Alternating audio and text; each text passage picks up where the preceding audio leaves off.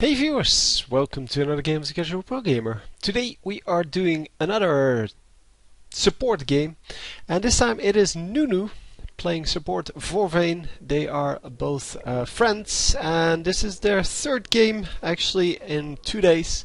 Did two of them yesterday, did one of them today, and I just wanted to see a pattern here because he sent me 3 games of the support AD combo. And no, you don't have to do that.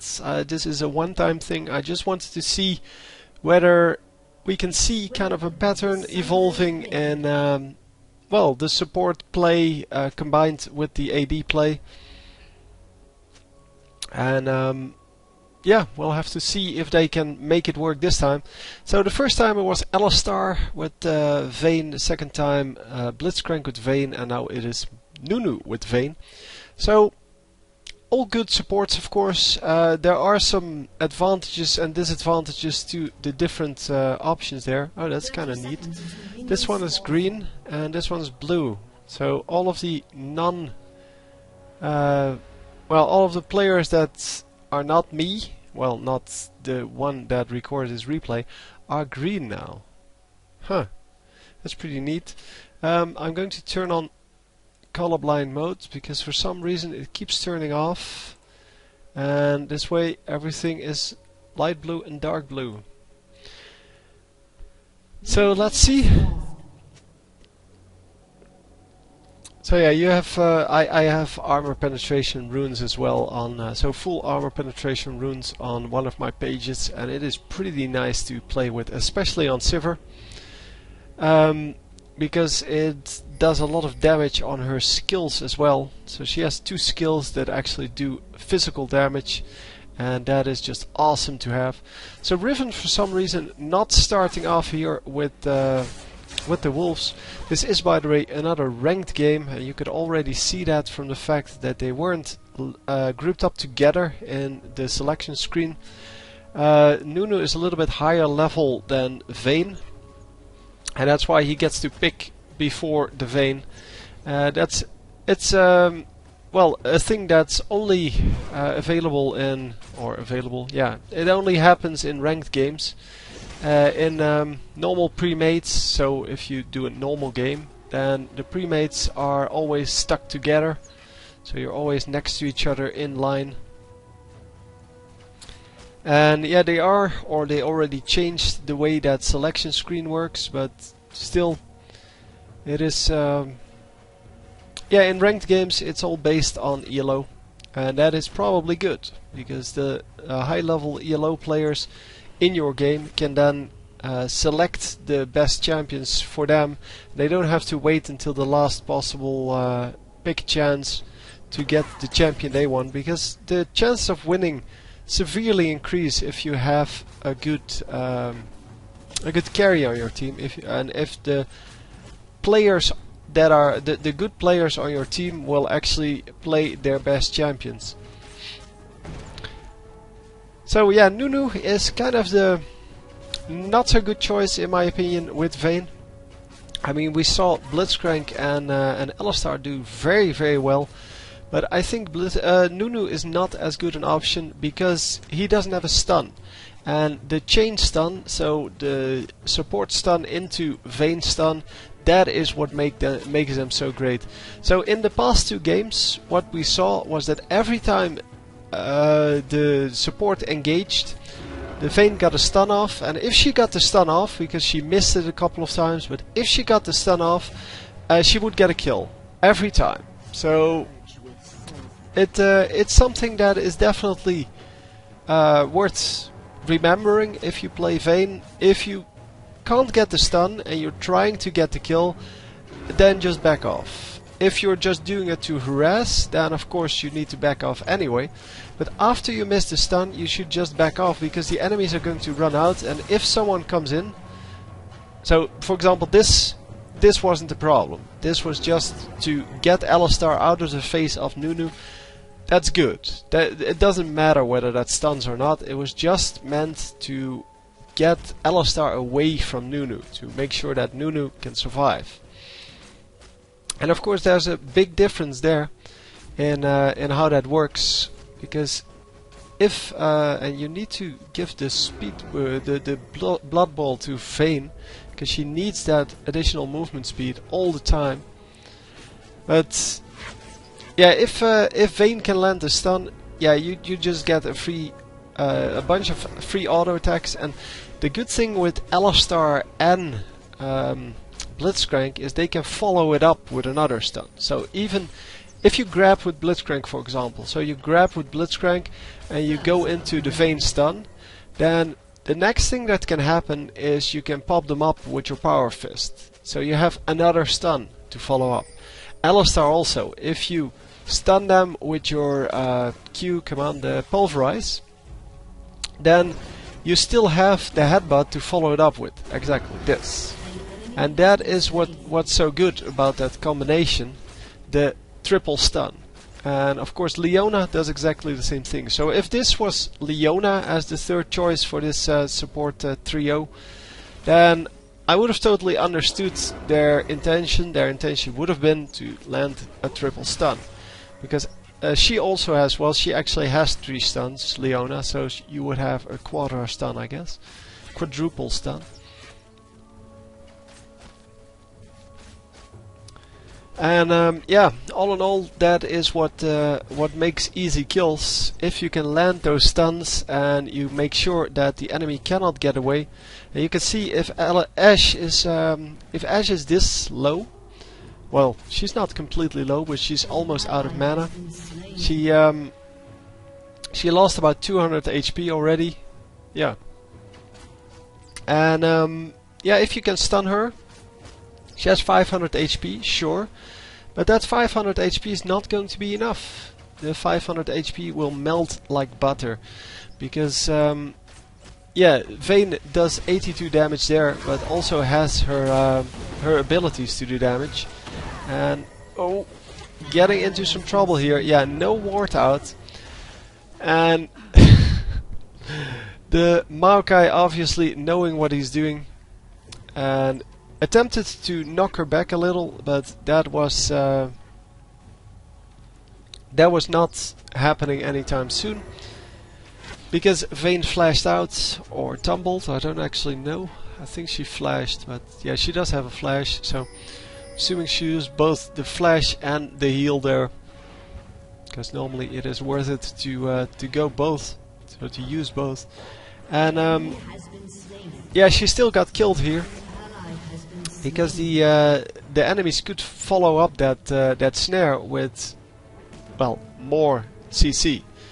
And unfortunately for Ashe, she wasn't level 6 yet, so no Ashe arrow coming out, but that Ashe arrow is going to be an additional stun to that Alistar, and so they also have a double stun. And while on this team they only have the 1 stun. And now they do get the stun, but it's yeah, there's no vision, so obviously you're not going to land that kill. But they weren't trying to get that kill, they were just trying to do some harassment. No, harass the Ashe. Yeah, there we go.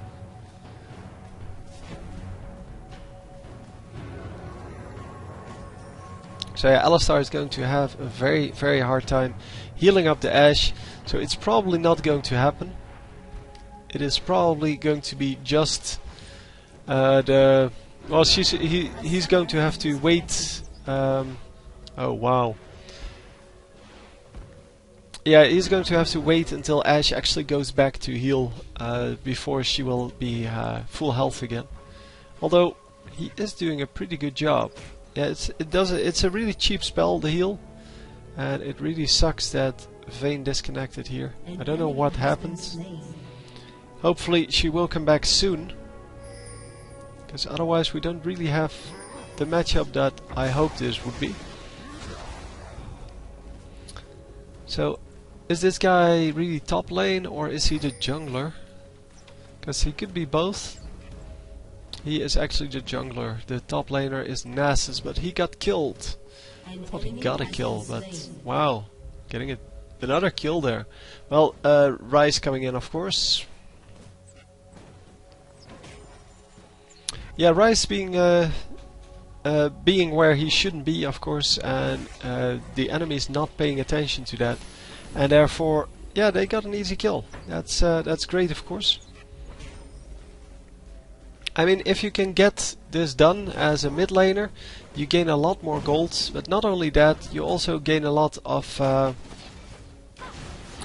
yeah, you gain a lot of map control and a lot of fear from the enemies. Because map control not only is about how much, well, of the map you actually can see and things like that. It's also about how far the enemies, well, are staying back at their turrets because they're too afraid of whatever you're planning to do. And by Ryze going to that top lane, they definitely put a little bit of fear into the heart of the enemies. Because Ryze could do that again. Because Ryze is often out of the lane. And he is currently coming bottom lane because with Vayne, well, unavailable. What the hell? Why would you use your ultimate there? That is so random. He didn't even take damage. Anyhow, he didn't take damage, he wasn't snared or stunned or anything. Yeah, it's all good. I have no clue. No clue at all.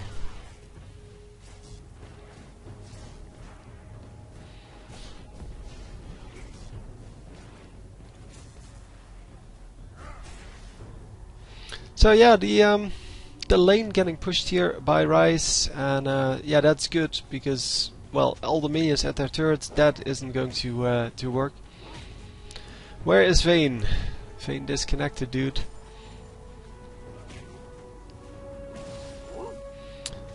Nunu too busy to react to that. Now he will probably type it. Come on, type it. Say it. Yeah, Nunu going for a kind of a weird build. He is going for the oh, come on, what is it called? This one? Oh no, that doesn't have a chain vest in it. No, that's right. So then just building random stuff. Not going for the gold items here. You need the gold items to stay alive.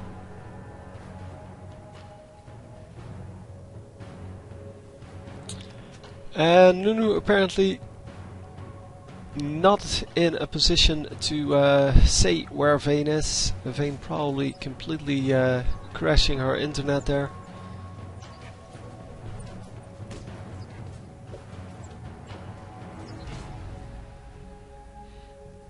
And that is of course never a good thing. It really sucks when that happens. But yeah, for now they are holding this bottom lane. Nunu took a level in his consume to help get rid of these minions. He still has his ultimate up. You can use your ultimate to clear an entire wave of minions. It's a pretty nice way to do that.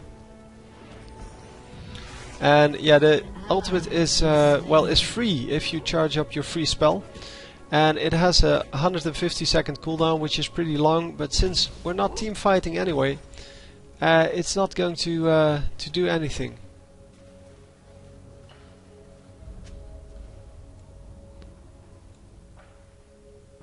Oh dude, pay attention, really? You're telling a bottom laner that when you can clearly see there's nobody in the lane, that you tell them that they need to pay attention, when you in fact should just watch your minimap and see that there's nobody there.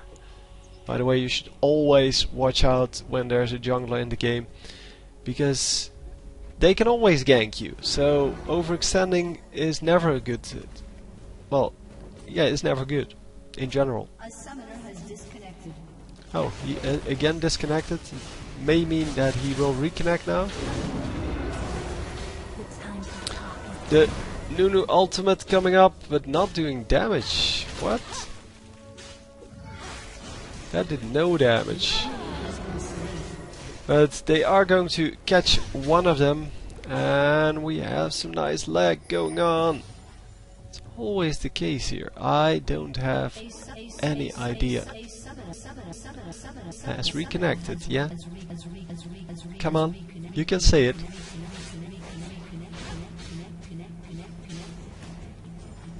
Excellent.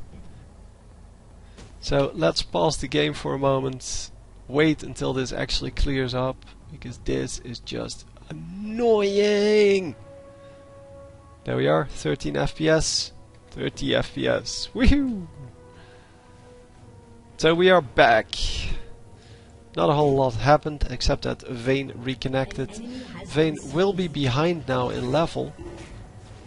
She is level 5, where Nunu is currently level 9. So she needs to catch up 4 levels. And yeah, the internet is really a problem every now and then with these games. Yeah, and especially if there are logging queues, which happen a lot on the European servers. So if you have like a 2-3 minute logging queue, normally if you log in once, that's not a problem. But if you're already in a game, yeah, that really sucks. Oh, Nunu, dude. Yeah, Nunu's staying a little bit too far forward. You could see that. You need to, if you play a lot of support, you will learn where you can stand and where not. So at this point, it's all about where the AD carry is and the support, where the support is. So the AD carry was over here somewhere. Nunu was over here. That means there's a very short distance. Actually, they were here and here, but same difference. So they were pretty much in a horizontal line, and if you do that, then if the AD carry spots you, so if there's a ward in the bush, or in this case, if there's a hawk shot going on, oh come on, E him!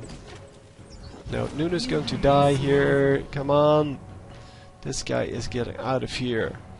So at least they only lose 1 and not 2. It could have been worse, but I think she's out of mana, right? Yeah, she was. So they lose a turret because of the disconnect, the Vayne disconnect, because that's why this happens. But anyway, I was discussing the positioning. Let's watch this. So if you're very close to the enemy champions, yeah, it all depends on who they are, of course.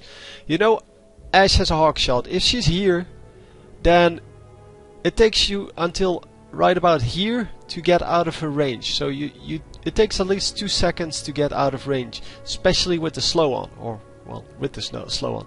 So that means you can auto attack, volley, auto attack. That's three attacks she can do for free.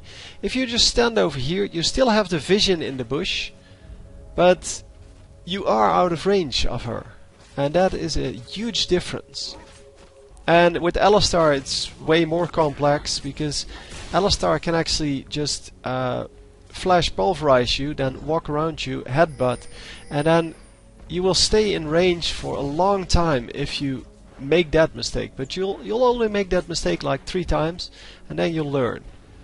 I mean, the first time you say, oh, I'll never do that again, and then you do it again, and then you say, oh my god, again, really?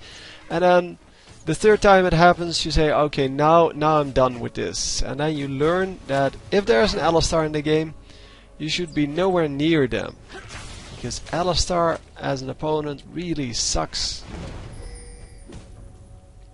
Even if they're bad.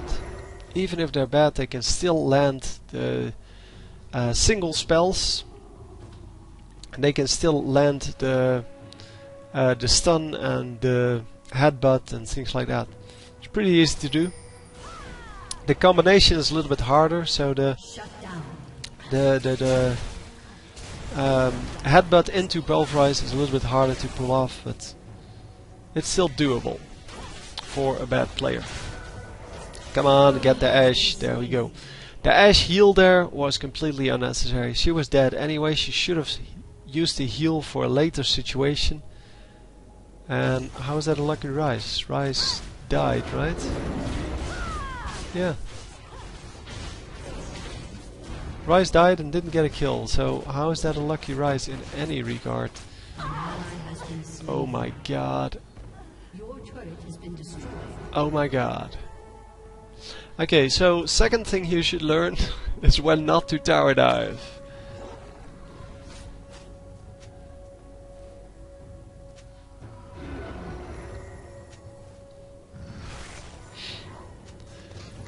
So yeah, this oh my god.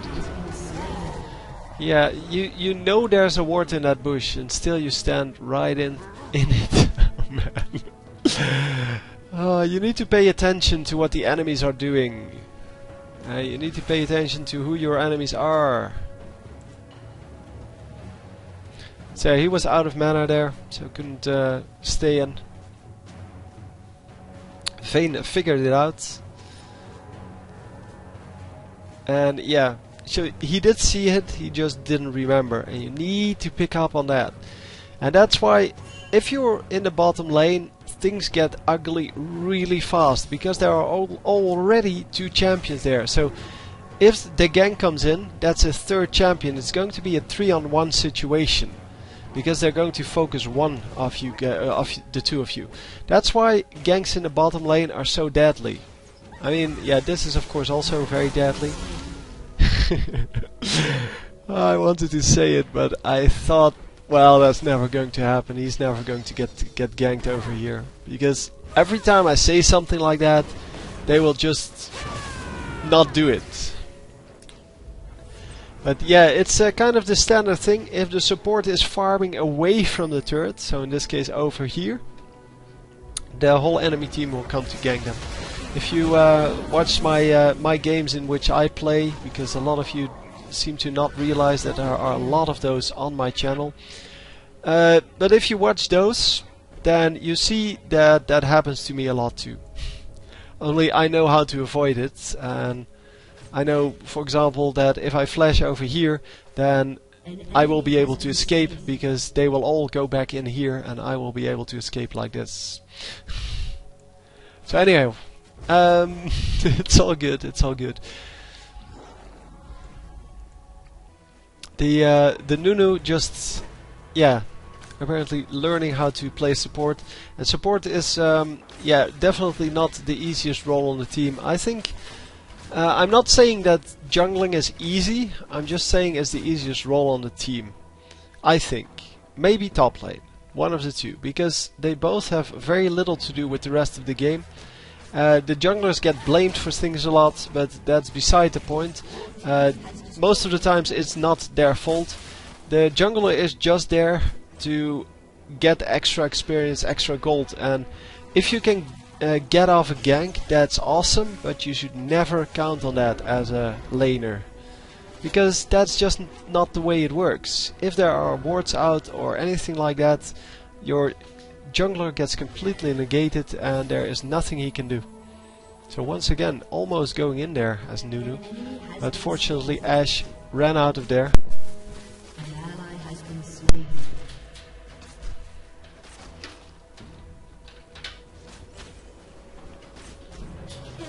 Anyhow, going back to where we were.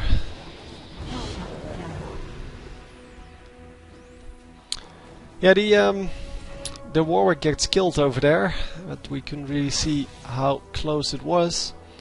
And Warwick did purchase a frozen heart now, so he should be getting really tanky. And here you see the AD carry. Oh, he's not going for it.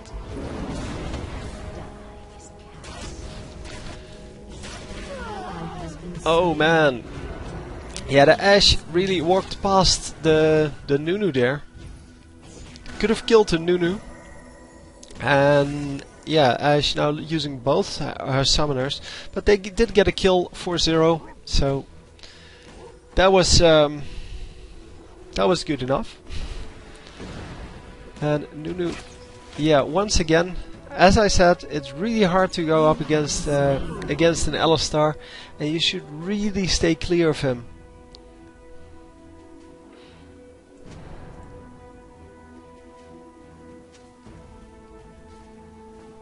You are pre-made, so stop feeding please. How does that have anything to do with each other?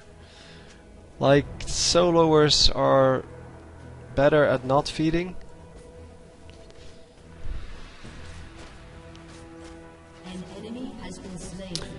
So yeah, it's 3 and 3 for Vayne, but she is really behind in the minions. I must assume, yeah, she's about 25 minions behind.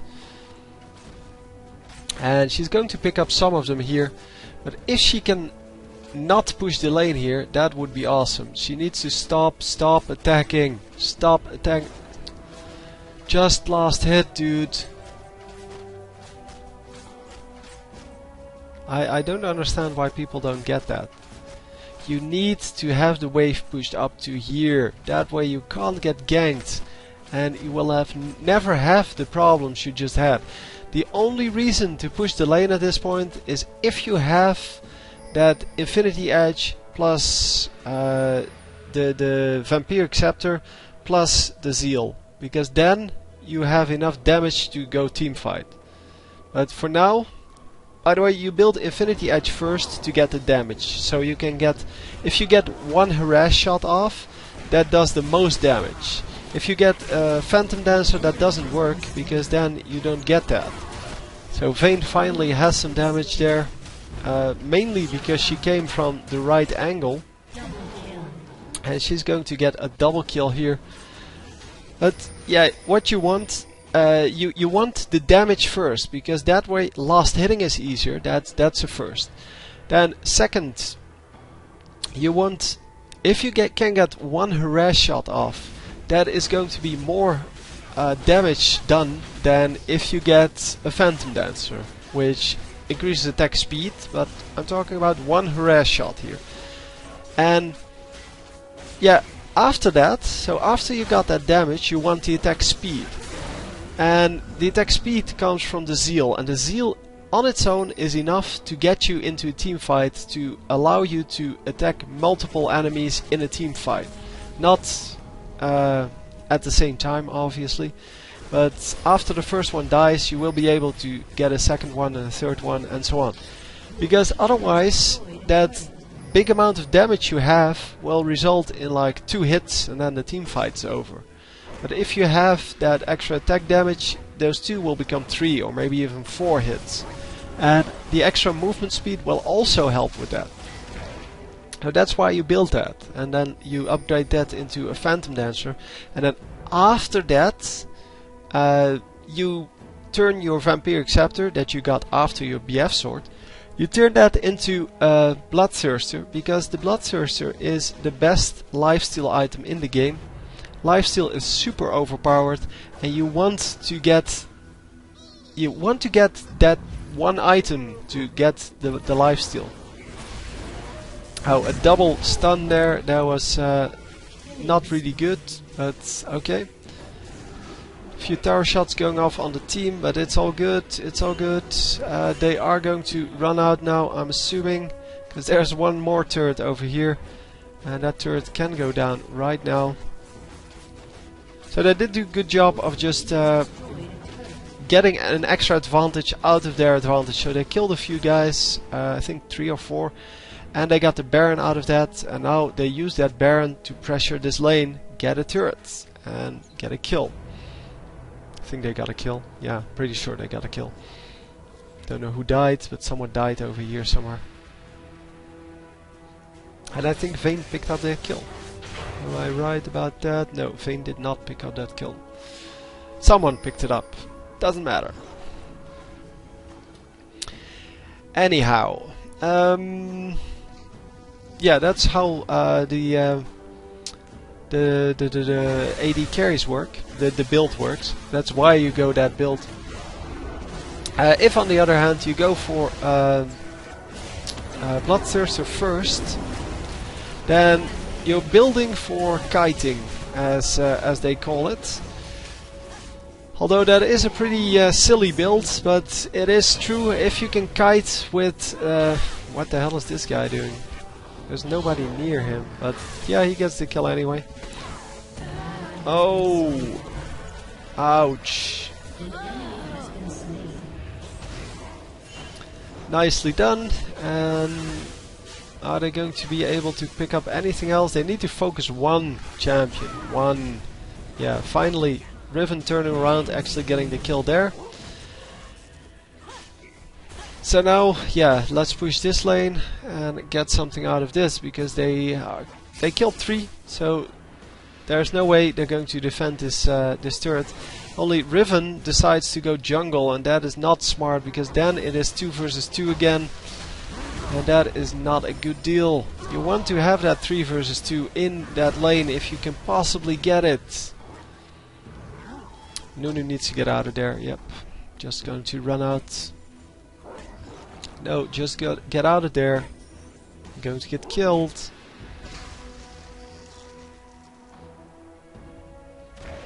Yeah, he still gets out, but okay.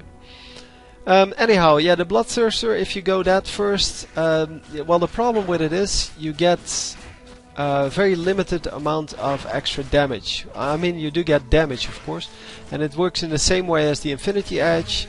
It still gets you a large amount of damage for last hitting. It still gets you that one hit potential. If you get one hit off, you still get the potential to do a lot of damage with that one hit. The problem I have with it is that although you have a lot of percentage lifesteal, it doesn't really result in a lot of lifesteal. So you invest a lot in that additional lifesteal because the item you buy has a lot of lifesteal, but it really doesn't add that much. So comparing the two, hang on, attack, damage, yeah, I'll go back to, so it's this one, 60 attack damage plus, plus 40. So that's 100 attack damage if you can stack it up fully. And that is of course great, but it takes a while, and every time you die you lose half the stacks.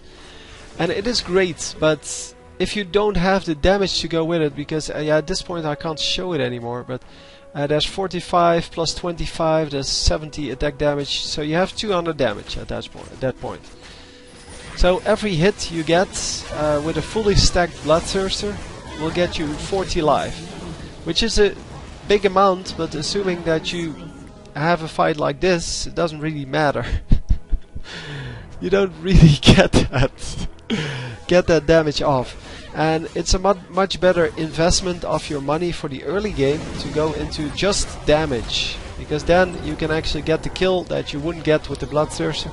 Of course, if you can kite, that's a whole different story, because then you can gain some life back that you lose along the way, and you can kite for quite a long time compared to what you can do with the Infinity Edge. So all in all, there it would be a better choice. But yeah, it's a matter of choice. I don't like it, but it doesn't mean that it's bad. This, however, is bad. Medu's Bloodrazor on Warwick. That doesn't really do a whole lot. He doesn't have magic penetration, and without it, the item really doesn't do anything. As you can see here, for example, I'm just taking a random one. 72 magic resist, that's 42% reduced damage. That means that that 6% that's on here, that is 6%, right? No, 4%, will become a lot less. It will actually become 2 point something percent, 2.6, and then all of a sudden it's not a whole lot anymore. And yeah, you can see how that doesn't work. If it were true damage, if it were 3% true damage or 4% true damage, then it would still be a good item. But in this case, because everyone has such high magic resist just on their character, or because they just bought some magic resist, yeah, it's not a very effective item. And yes, it does add attack damage, a little bit of attack damage, a little bit of armor, and a lot of attack speed. But you can get those things from Wit's End. Well, the attack speed you can get from Wit's End. The attack damage you can get from virtually any item. And there are a lot better items for that. And the armor you can get from Frozen Heart. So you don't need extra armor. And by the way, 270 armor is a little bit too much anyway on a champion that is not a pure tank. Because Warwick is built, of course, around his lifesteal, or you should build him around his lifesteal. He gets a lot of life back from his Q and from his basic attacks. just for attacking he gets more life, and by making him tanky, so making him tanky doesn't mean a lot of HP, it means a lot of armor and magic resist. And he doesn't have a lot of magic resist yet, but compared to his armor, he's over 100 behind, and that's also why the Madras Blood Razor doesn't really do anything. It adds a little bit of attack speed for that, but you don't get more life back for the attack damage you have, and you don't keep more life for the amount of armor it has, because the amount of armor is neglectable. It's very low. I mean, this 25 extra armor is not going to do a whole lot.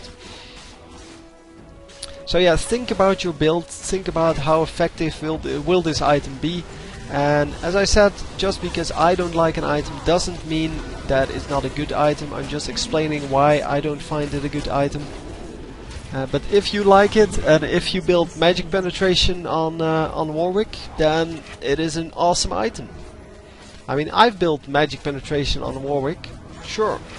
And then you go melody, you go the sorcerer's shoes, and you go magic penetration runes, and then all of a sudden that blood razor does a crap ton of damage.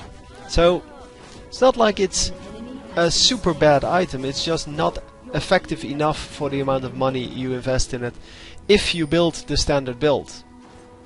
And of course, yeah, you don't have to build the standard build. In fact, I would prefer it if you didn't build the standard build, because that allows you to see how effective other items are. And are they going to take the cannon? Yep, they are. So Vayne finally getting the damage here in the late game.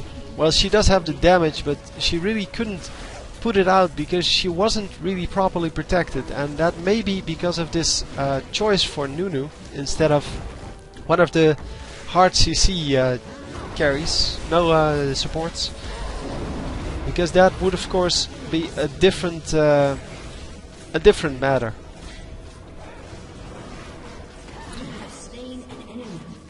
Nunu grabbing the kill. So yeah, this is over obviously. They're going to kill this dude on the summoner platform. And there you go, ending it. So all in all, seeing these 3 games together, so if you didn't watch the other 2, yeah, you can do that. You don't have to, but it's a good series. I think the Nunu was the worst pick of the 3. It's just because he doesn't have the potential to go stun into stun. So with Vayne, and of course, yeah, the disconnect here disrupts that whole. Well, seeing how it actually went, or how it would go in a normal game. But the speed buff he gives, if you give that to Vayne through the entire game, then she gets so much more damage. So she only needs to build damage on her items. It's what she did. I mean, that was right. She didn't build the Phantom Dancer because she knew that if she gets the buff from that Blood Boil from Nunu, then she would actually just have that attack speed anyway, so she didn't need to build that. That means that she can actually go for Bloodthirster into Infinity Edge instead of going Bloodthirster into Phantom Dancer into Infinity Edge. So it's saving a lot of gold there. But as I said, because of the disconnect, we couldn't really see how the game would have turned out otherwise.